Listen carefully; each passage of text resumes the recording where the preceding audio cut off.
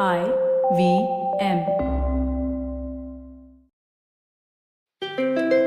Have you ever wondered why women don't do more crime? Well, we're here to tell you. There's misconduct all the time. Women are thieves and murderers. That's gross misconduct. Con artists, money launderers. Criminal misconduct. Financial fraud that's hard to track. Takes some planning, but still misconduct. Even breaching a contract. Well, that's more civil though. It's misconduct. Misconduct. We tell you all about women that suck. Things that make you say, what the? It's misconduct. Hello, and welcome to Misconduct. We're a podcast about Indian women who happen to be criminals. My name is Raghavi. And I am Nisha. And on today's episode, we talk about Durgavati Devi, an Indian freedom fighter and revolutionary who became one of the few women ever quoted in history as being part of the independence movement. Fondly known as Durga Bhabhi by her fellow revolutionaries, Durga did everything from helping Bhagat Singh escape the British forces to setting up bomb assembly plants to trying to assassinate a British official. And she did it almost entirely by herself. She was, dare I say it, a badass. You must say it because she is a badass. And like our previous episodes, this is actually going to involve a very heavy amount of fangirling. We'll keep it to a minimum as much as we can. But also, this is the kind of episode where I feel a lot of people will be left wondering, is the stuff that she did really a crime? And the answer to that is yes, it is. Just because she did it in a manner that makes your heart sort of like swell with patriotism, that doesn't mean she was not a violent person. For its time, which was essentially during the independence freedom movement, it technically was a crime. For its time, it was a crime. Oh. And that rhymed. That also rhymed. It's, oh no, I'm stuck in a loop, but it's fine. Oh no. Okay, Dormammu. Let's move on. It was cute the first time. I'm so sorry. I didn't expect that at all. Okay, just to clarify, people die and stuff. We will be discussing the methods and actions of some very extremist, violent revolutionaries from the Indian independence movement. There will also be mentions of death by hanging. This content is not suitable for children, so listener discretion is advised. That's right. And for this episode, we're going to take a little bit of a format detour. Usually what we do is we give you like a buttload of context. Look, we shove it down your throat. But instead, we thought we'll just start about the early life of Durga Bhabhi. And then after that, we can give you some context as to what it was like to live through, this ridiculously political, social, economic turbulence that was the Indian freedom movement. Cool. Let's take a look at Durga Bhabhi's early life. So, Durga Bhabhi was born as Durgavati Devi on 7th October 1907. Hey, she's a Libra. Why is that relevant? I don't know. Libra women are elegant and feminine, but also have a wild side. I'm super into astrology. Fair. That is your choice. Okay, so she was born in Uttar Pradesh in modern-day district of Kaushambi. She was the only child of a Gujarati Brahmin parents that had settled in Allahabad. Her mother died when she was young and her father vowed to never remarry. She was then brought up by her aunt. So she studied up to class 5. She was from a largely well-off family. How do we know this? Because her father gave a massive dowry when she got married. Also, when did she get married? At the ripe old age of 11. Ew, basically just get off the market now. What is even the point? Yep. That's what. But I guess it was normal for its time. Not uncommon. Yeah, back then. So Durgavati Devi was married to Bhagwati Charan Vora of Lahore. Bhagwati Charan was an Indian revolutionary. He was the son of a wealthy Gujarati family that was closely tied to the Indian railways. Bhagwati was also from a well-off family, but yet he chose the revolutionary path to rid India of the colonial rule, and surprise, surprise, his family encouraged him to. I know, which is so rare. Yeah. He was 15 when he married Durga. Bhagwati studied at the National College in Lahore, which is where he met Bhagat Singh. National College eventually became the recruiting ground for the revolutionary organization called Hindustan Socialist Republican Association, or the HSRA. The HSRA was a revolutionary organization started by leading freedom fighters of the time. It was established in October 1924 in Kanpur in UP. Mhm. And some of its prominent members were Ram Prasad Bismil, Bhagat Singh, Sukhdev, Rajguru, Ashfaqullah, Chandrasekhar Azad. And if you don't remember these names, I invite you to watch the movie Rang De Basanti. So these are the lead characters featured in that movie. They're all the top brass of HSRA. Mhm. Why am I recommending this movie as a primary source? One, because it's one that I have seen. Aha. And also because I don't think a lot of people are going to pick up a book. So, Hey, okay, I actually used Rang De Basanti as a source for this episode. aha. I use the word source very loosely. I just watched the movie. That's really, dude. Just before, even like I really wanted to watch the last 5 minutes of the movie, where spoiler alert for this 2006 movie that everybody has already seen, where everybody gets gunned down at the All India Radio, this thing, right? The offices. Mhm. I was like, okay, I wanted to pump myself up just before this recording. So I was like, let's watch that. I'll feel so patriotic. Like, oh, young people like giving up their lives for the country. But then that ending is like almost 20 minutes. Okay. That movie is Oh, God. not edited super well, I feel. So then I gave up and instead I watched the last 5 minutes of the India versus Australia match from Chak De India. Oh my God. The 70 minute. So yeah, dude, that was like fine. I can do that 5 minutes. I know what's gonna happen. It's not that stressful. And now I feel super patriotic for this episode. So Awesome. So, what was the HSRA all about? So, the HSRA was born as a response to the primarily non-violent non-cooperation movement of 1920, led by Mahatma Gandhi. The non-cooperation movement was suspended by Gandhi after the Chauri Chaura incident. Basically, a group of originally peaceful Indian protesters set fire to a police station, resulting in the death of about 25 civilians and policemen. So, the suspension of the movement disillusioned a lot of the younger revolutionaries who saw that, violence is collateral damage, something that is necessary for freedom fighters to make a real impact.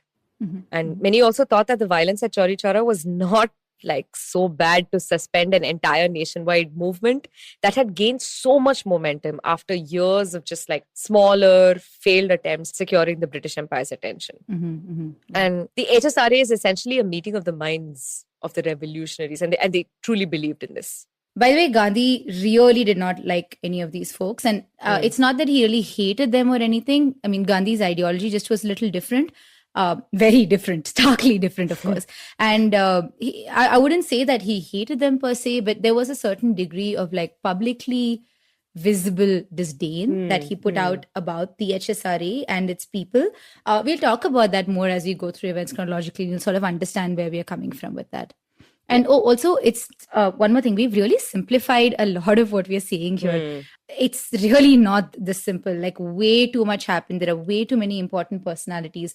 And it's just, we cannot do justice to all of that, though, because this podcast is about the woman. Yeah. But it's also really hard to only talk about Durga Bhabhi because a lot of what she did is really driven by the philosophy of the HSRA. So we can't really completely alienate her from the organization either. So what I'm saying is there's some more context we have to throw at you. I'm sorry. So just bear with us for another Deal with it. Yes, I was going to say bear with it. She said deal with it. That's our personality is very crisply put out there. So yeah, essentially, when we look at the HSRA, they had a manifesto called the Philosophy of the Bomb. And yes, I said bomb, like kaput. So it was written, the Philosophy of the Bomb, which is their manifesto, was written by Durga Bhabhi's husband, Bhagwati. And the manifesto essentially calls for the youth of India to like stand up for their freedom, even if it means a potential violent end. It also talks about how the HSRA's methods are actually quite complementary to Gandhi's non-violent ones. And they sort of say that both methods are like essential to exist independently because they contribute to very different things in the freedom struggle. But also, more importantly, the manifesto was written in response to Gandhi's piece titled The Cult of the Bomb, where he sort of very viciously takes down the agenda of the HSRA. But I think one thing that will really help you guys in understanding what this manifesto is about is just literally the last para of the manifesto. I'm just going to read that out. There is no crime that Britain has not committed in India. Deliberate misrule has reduced us to paupers, has bled us white. As a race and a people, we stand dishonored and outraged. Do people still expect us to forget and to forgive? We shall have our revenge, a people's righteous revenge on the tyrant. Let cowards fall back and cringe for compromise and peace. We ask not for mercy and we give no quarter. Ours is a war to the end, to victory or death. Oof, that's quite heavy. I often when I listen to all of these poetry slams and things like that, there are some people who just stick out because when you hear them, it sounds like they're bleeding onto paper. Yeah, This is one of those things. I get it. I just literally watched Chak De India, so I'm really feeling this right now. Australia, suck it. But it was the I know. British. I know. Listen, let's just go with it. But I do agree on one thing though about Gandhi just kind of sticking to his principle and saying that, his principle and what he always said was non-violence, right? So I understand why he hates them or not hate or whatever, dislikes them.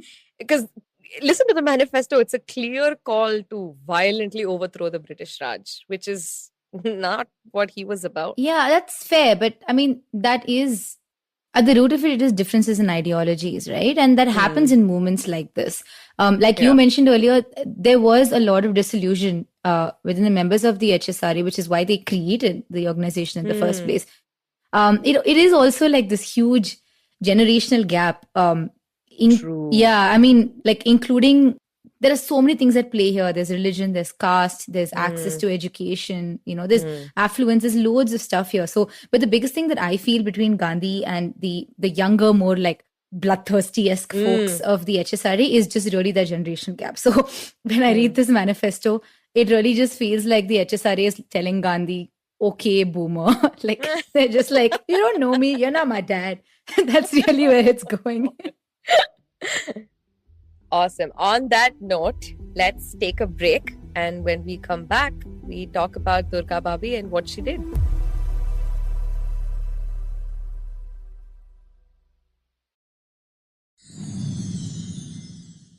So let's sort of get into how Durga Bhabi and the HSRA are kind of related.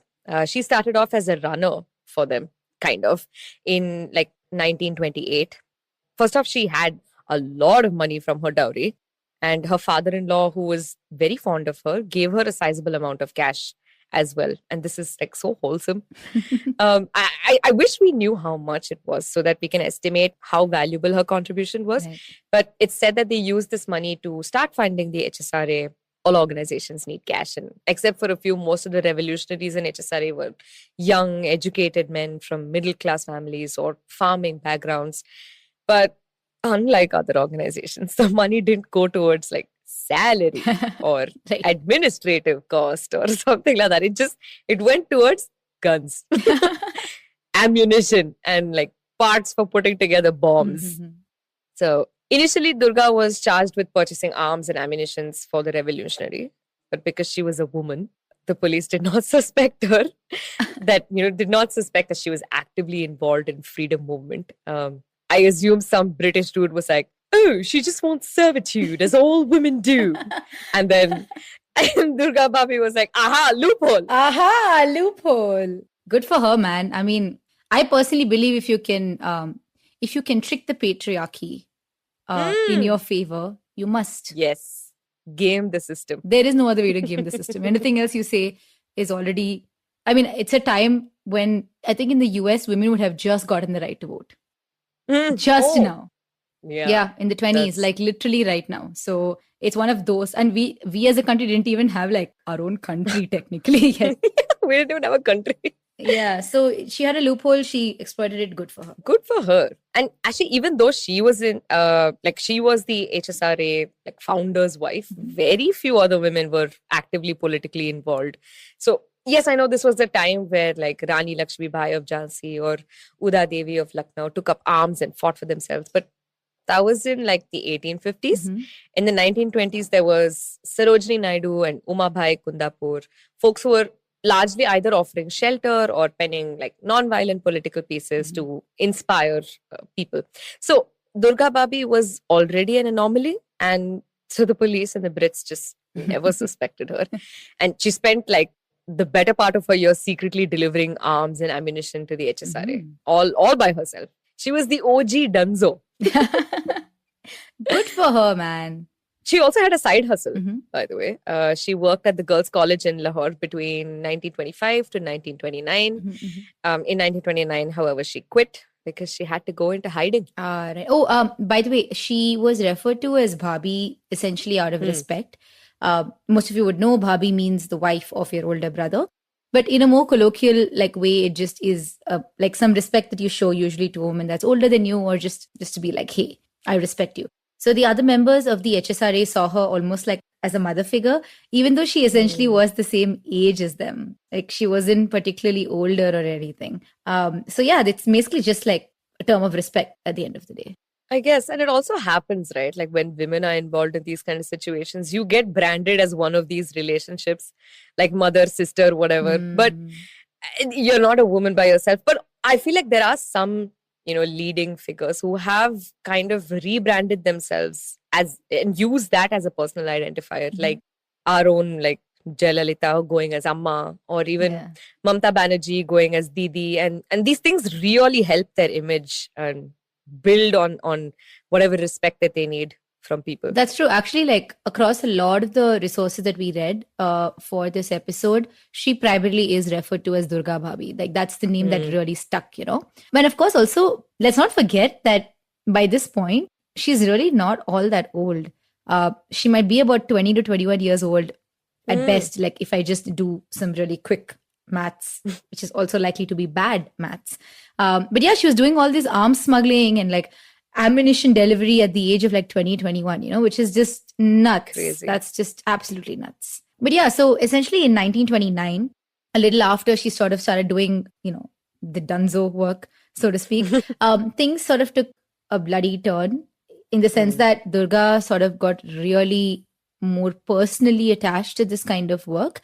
And the kind of work she would do would also kind of really escalate at this point. So in 1929, she traveled to Calcutta with her husband and Bhagat Singh and a bunch of other revolutionaries. And she attended the Congress session that was taking place in the city. But she was under disguise, is what we're given to understand. And it was during this trip that Bhagat Singh apparently learned to make bombs for the first time. And homemade bombs in particular would feature very, very heavily in the HSRA's methods. So it is said that Durga was heavily influenced by the determination of her fellow comrades during this trip. And bomb making in particular was something that she was really interested in. Later in 1929, Durga's husband would rent a room in Lahore. It's room number 69 at the Kashmir building. So this room essentially becomes a bomb factory. And a lot of bombings were planned here, and like bombs were put together in that room. And this includes the planning for the December 1929 bomb blast that was supposed to kill the Viceroy Lord Irwin was also from this room. So Durga is like a big part of this by this point. And she, because she still, she still was a woman, she would continue to procure the material for these bombs while also learning how to make them. And we actually have the editor of the Hindustan Times from that time, which is J.N. Saini. He said sometime in the early 1930s that he has seen Durga Bhabhi in a secret meeting in Delhi. And she was apparently sourcing pistols and she had kept them concealed under her clothes. So we have an eyewitness, to this. It's not as simple as she may have done this. How cool. There are people who saw her literally dealing arms in the middle of Delhi, man. Like Delhi was the capital of, the British Empire in India by then. So to so brazenly do it out there. I mean, again, we're condemning all of this. Don't make bombs. Or keep concealed weapons. Don't do any of these things, just in general. Yes. Now, there is one major event that we need to know about before we can proceed, and that is the Saunders killing. So, on 17th November 1928, freedom fighter Lala Lajpat Rai was beaten to death in a lathi charge at a protest by a British officer named James Scott. Bhagat Singh and his associate, Shivram Rajguru, wanted to avenge Lala's death.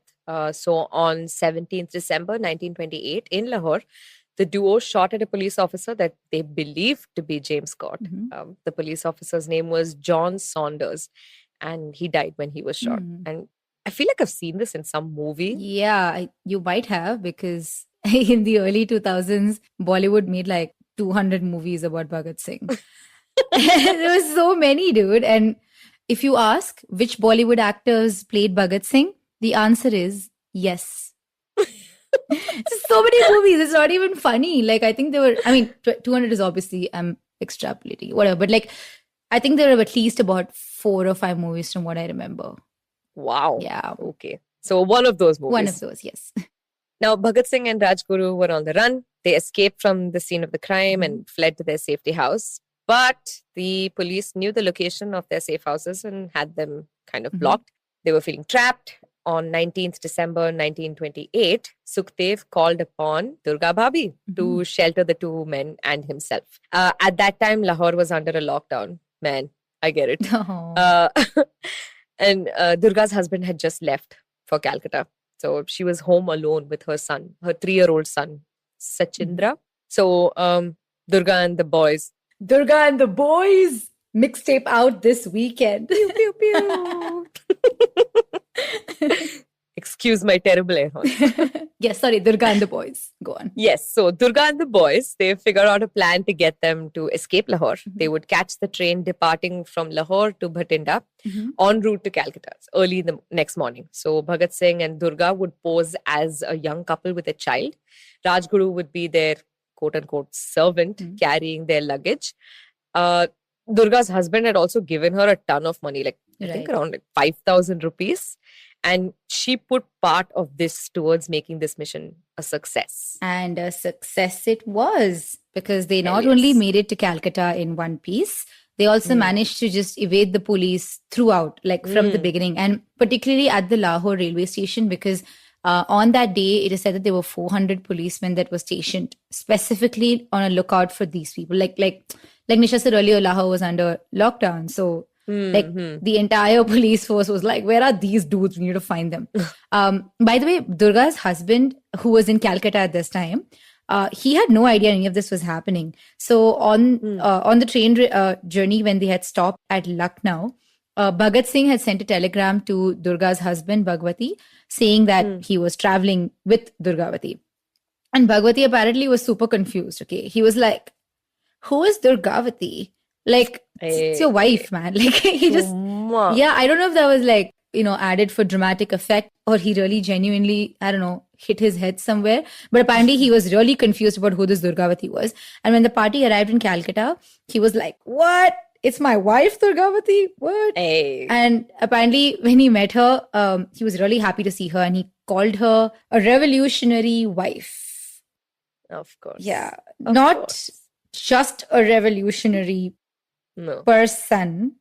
Fair. But would you call Bhagat Singh like a revolutionary brother to whoever Bhagat Singh's brother could have been? I don't know. You wouldn't do that, right? You wouldn't put that additional tag.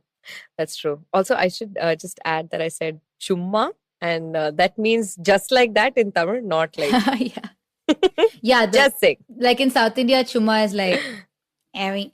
That's usually that's the word I'm looking for. But like yes, we understand it's not the same. You should know more about South Indian languages by now. I'm really sorry. Yes. In any case, in 1930, Durgavati's husband dies. So so Bhagwati was in Lahore on 28th May 1930 when he was testing a bomb on the banks of the river Ravi, and it just accidentally exploded. So remember again, these are really young people. He was 26 at the time of his death. And Durga would have been 23-ish when she was widowed. Yet they were married for almost 12 years. Oh my God. Yeah, because she was married at 11 and he was 15, right? So forgot about the child marriage. Of course, yes. But eventually he was buried in a shallow grave along the river, and Durga just never saw his body, that's quite sad. It is. But did you think Durga would stop her shenanigans? No, of course Maybe. not. No, shut up. Of course not. She's just at a place where she's like, I'm doing this for my country, Like she's just really there. There's this book that we read for this, the research for this particular episode. It's called A Revolutionary History of Interwar India, Violence, Image, Voice, and Text. It's written by Kama McLean. And there are sizable chunks that are devoted to Durgavati.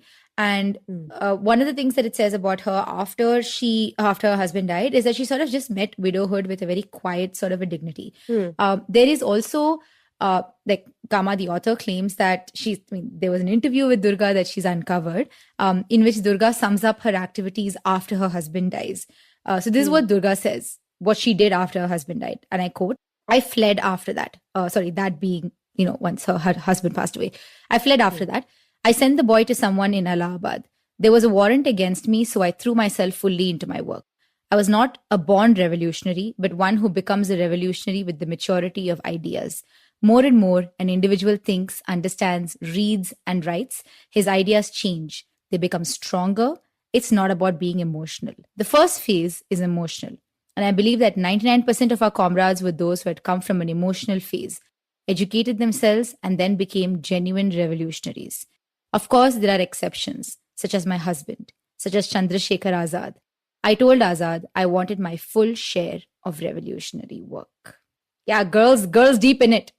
Yeah, she is deep into it. Yeah, I think with every line, you can see how how her resolve just grows stronger and stronger and stronger. That's right. And then at the end, she's just like, "I'm going to do all of my work. Yeah. Like whatever you assign to the boys, I'm going to do One of the boys. That's what she is. No, good for her. I mean, it's, you don't see this sort of resolve a lot, even with women today, and I don't mean that from a place of judgment. We all have different experiences growing up. Yeah. And through our adult lives as well that put us in different circumstances. And I totally understand that. And of course, not everyone processes grief and loss in the same way. But Durga madam was like, "Nah, I'm gonna really mess things up now." Yeah.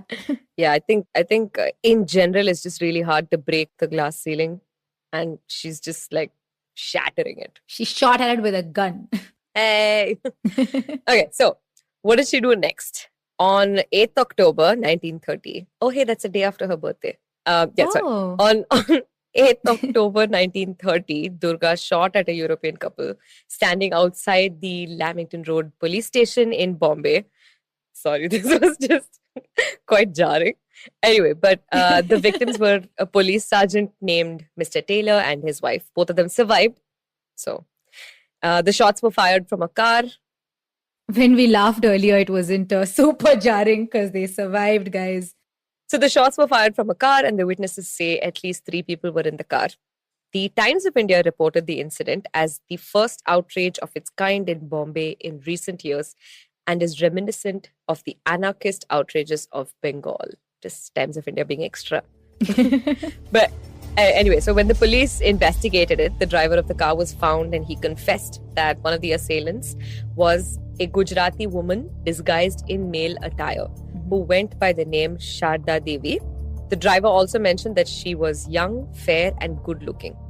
And a day prior to the shooting, the death sentence was awarded to Bhagat Singh, Sukhdev, and Rajguru for their actions in the Lahore conspiracy. Oh, damn. Yeah, all of this, dude, her husband's died. All of this has happened around her birthday, and her friends are just the boys are just gone.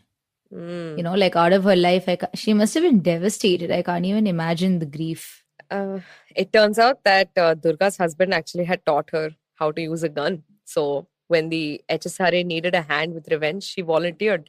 So she basically, the way she processes grief is, I'm going to go shoot British people. So it was also said that she originally wanted to shoot Lord Haley, the ex-governor of Punjab, but then they found out that the security was too tight around the house. So she was annoyed by this, and then she went to a police station instead, and she saw a random white couple there, and she just shot at them. That's terrible. I mean, it is terrible. That's so it's terrible. A little childish, but I mean, she was 23 and hot blood running through her veins. Of course, yeah. It took days for the police to come to this conclusion, though, that the woman was Durga, and by that time she had just escaped. She did do that. And on this note, we will take a teeny tiny break. When we come back, did she get caught? Yeah, she did. But we'll tell you more about it. So see you after the break.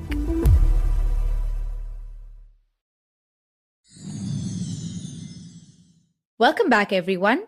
We're sort of going to get into what happened to Durga after she shot two white people that she just was like, hey, yeah, I can't shoot the one I originally want. These two are, I want to kick them instead. So after that shooting in Bombay, there was sort of like a weird shift from the perspective of like police officers, especially. The British really had to start acknowledging her now because it come to a point where she was no longer just this mild annoyance or someone who was just around to like smuggle stuff, to the rest of the HSRA. She's getting out there and killing people, trying to kill people. So there's this book which I have not read. I'm not able to find a copy of this, but I did find an excerpt. It's by S.T. Hollins, who is an inspector general with the British police. The book is called No 10 Commandments. It talks about how Durga had become essentially an eyesore for the British government in India. She was referred to as the Agni of India, like the fire of India, essentially. Honestly, the Brits had no idea what the hell to do with her. Because, like, at that point, British intelligence networks, they were just sort of really struggling to understand why women in India were joining the revolutionary movement at all. They didn't know how to look for them. They didn't know how to even start a trail on them, like it was just like she just was like, let me use this to my advantage. I want to bamboozle the hell out of them. And it worked. They were genuinely bamboozled. They had no clue how to deal with women that were actively taking part in violent measures as part of the independence movement. Right. And the police looked for her quite a bit, but it was a very unorganized process. She wasn't as recognizable to a lot of people as well because her face wasn't out there similar to how Bhagat Singh's was and stuff. So the police looked for her for a very, very long time. But she was eventually arrested on 14 September 1932. She was given 3 years imprisonment for this attack. Thankfully, it didn't end in death. So it wasn't a particularly long sentence. And she was effectively only in jail for about 2 months after she got sentenced because most likely she would have already served quite some time during her trial. And when she was released, her movements were restricted to Lahore for another 12 months. There was a law at the time which allowed for preventive detention of suspects by the British. So that's what she did. Like she was just around Lahore for 12 months after that. So what happened after she got out of jail? By 1931, many of the HSRA's main leaders were either dead or in jail. Chandrasekhar Azad shot himself during a gunfight. Bhagat Singh, Sukhdev, and Rajguru were hanged. There were no leaders left and no coordination. Durga, in particular, was affected by Bhagat Singh and the boys' sentence. It is said that to rescue them while under trial, Durga sold her ornaments to the tune of about 3,000 rupees. She started the Bhagat Singh Defense Committee to put together funds and get some legal support for them. Apparently, she even wrote to Gandhi, like begging him to step in and save them. But all of that was in vain. Eventually, Durga graciously acknowledged that the HSRA was just dying a slow death. Man, that must have been rough to sort of see you know what I mean, right? Yeah. Just to see it just come to this is the halt. The acceptance part of the grief. The grief. Yeah, dealing with grief. That's good for her. I mean, look, there's nothing here to say that we can say is good in the sense that it's not like any of her actions would not be crimes, right? She smuggled arms, she put together bombs, she shot at people. She smuggled fugitives, out of a city.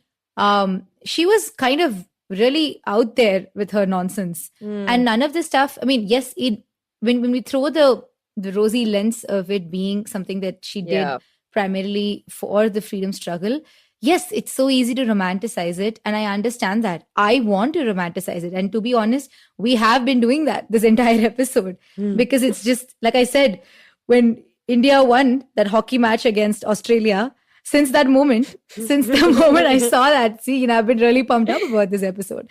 But essentially what I'm trying to say is it's not, I can't completely fault her for it. I understand where she was coming from, but what she did effectively put a lot of people in harm's way. And it is what it is. In 1935, Durga left Lahore. She moved to Lucknow with her son, Sachindra. She was kind of vaguely active in the political scene, like, but in a very minor way. So in 1937 and 38, she sort of served for a while as the president of the Delhi Congress Committee. In 1938, she also got into a bit of trouble. She ended up instigating a bandh. Yeah, and she was just jailed. She was jailed for a week. So it's not like her rebel streak didn't really leave her. Still there, sort of like bubbling under the surface, but she didn't have that the sort of organized support that she would have gotten if the HSRA was still around.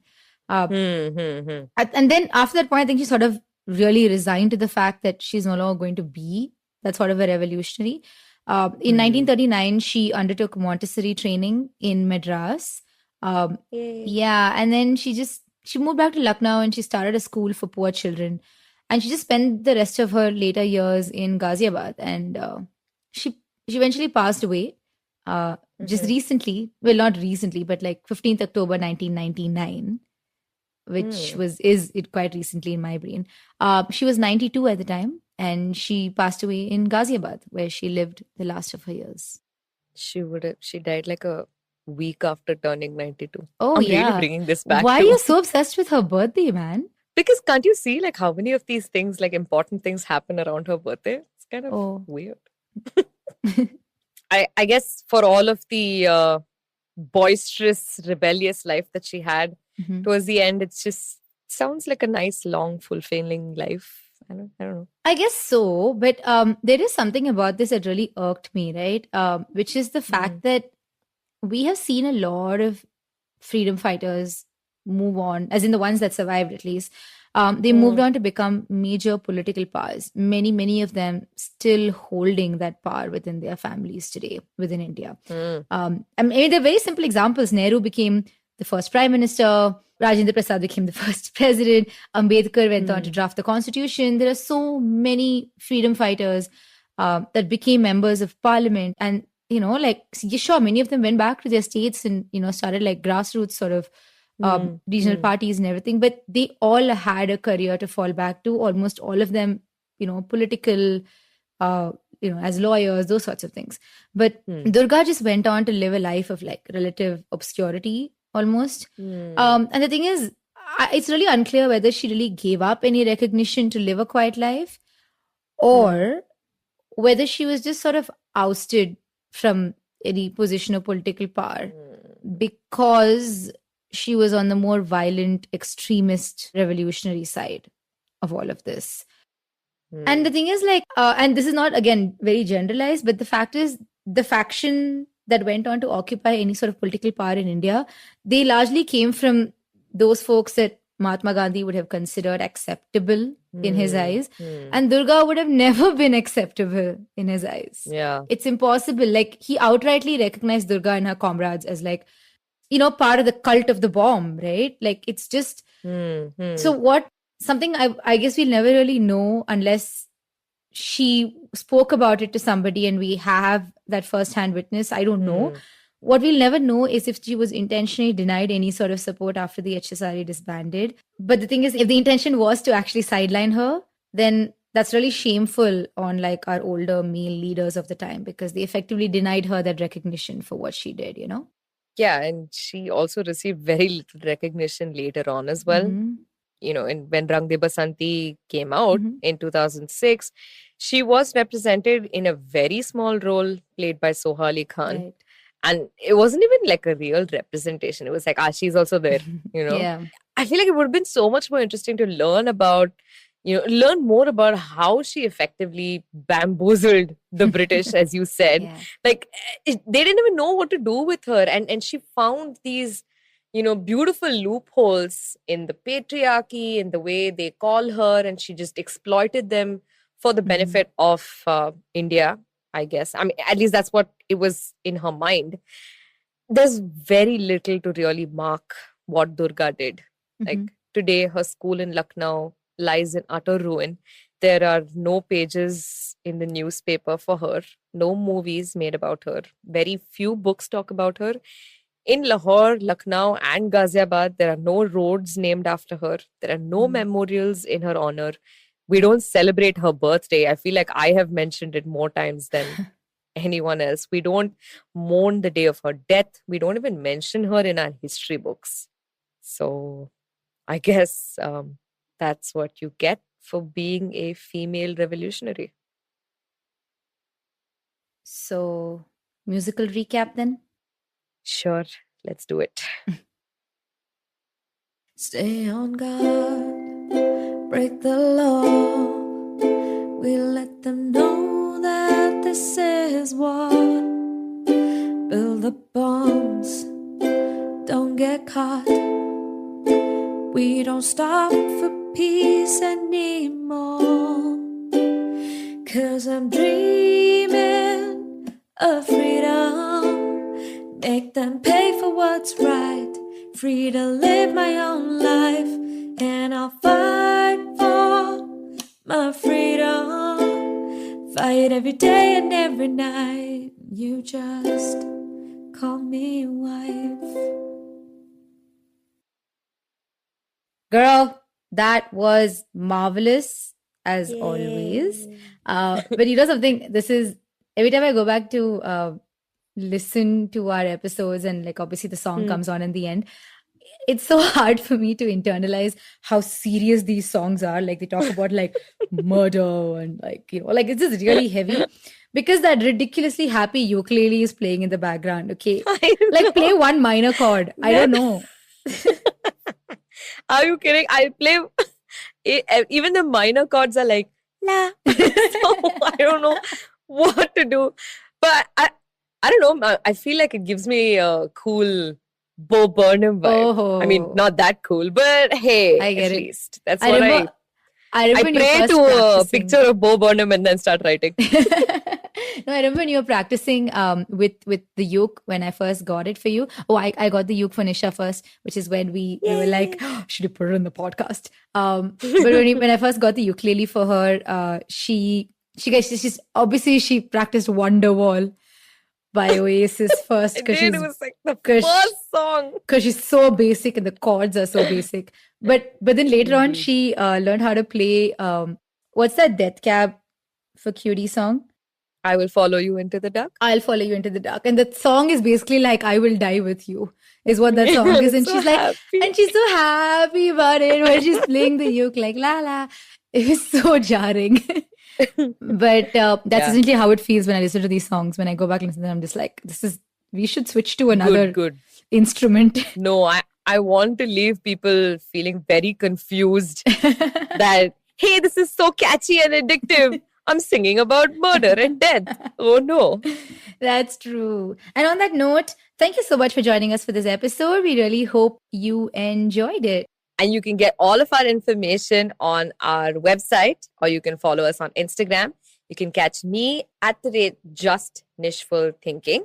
And where can they get you, Raghavi? I am ragi.dosai. Yes, please find us on Instagram. Please follow us for, we put out reels now because we're those kinds of people. Yay. We put out reels for the podcast. So we hope you enjoy it. We'll also do things like quizzes and stuff. So it'll be really fun if you guys can like pitch in for that. And yes, please look up our sources and please tune in next week as well. And this has been Misconduct. Bye. See ya.